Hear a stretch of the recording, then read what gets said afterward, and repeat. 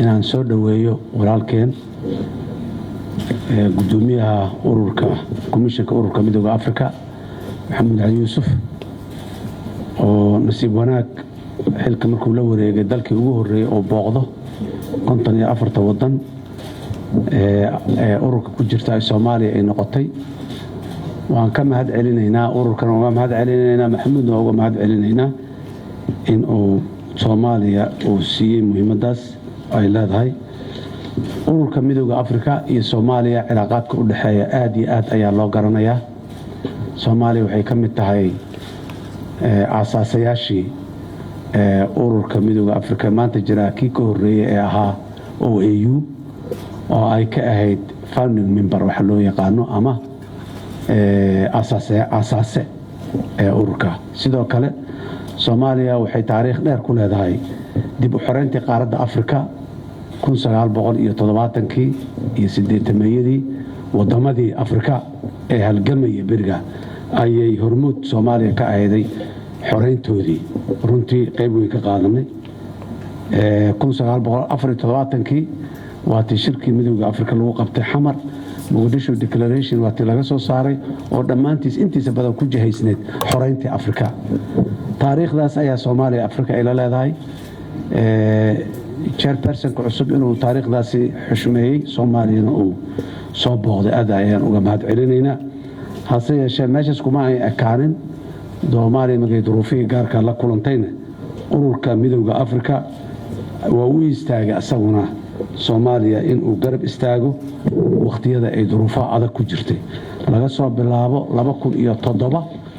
waqtigii Soomaaliya ay duruufaha adag iyo nimankan xaq jirka ay Soomaaliya soo galeen ilaa iyo maanta ururka midowga Afrika uu garab taagnaa iyo xubnaha ururka dawladaha ka aba Soomaaliya waxaa loo horay dhiig badan waxaa loo horay nafaf badan oo Afrikaan ah oo muhiimadda ay lahayd ay ahayd bas inay Soomaaliya ay dib u xageed isugu istaagto waa ka mahad celinaynaa waana aqoonsanahay abaalkaas Soomaaliya loo guday ama loo geystay mishinadii Soomaaliya soo maray iyo midka hadda cusub ee imaanay intaba mid walba caqabado iyo culays badan oo hortaagan way jireen laakiin kuwii horeba way ka soo gudbeen kanna Ilaahay idinkiis way ka gudbayaan kalsooni badanna waa qabnaa hoggaanka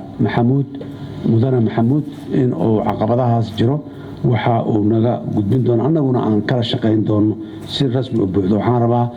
Maxamuud inaan u ballan qaadno dalka Soomaaliya in uu mar walba doorkiisii ku saabsanaa roolka uu ku leedahay midowga Afrika inay u taagnaa doonto hoggaankiisana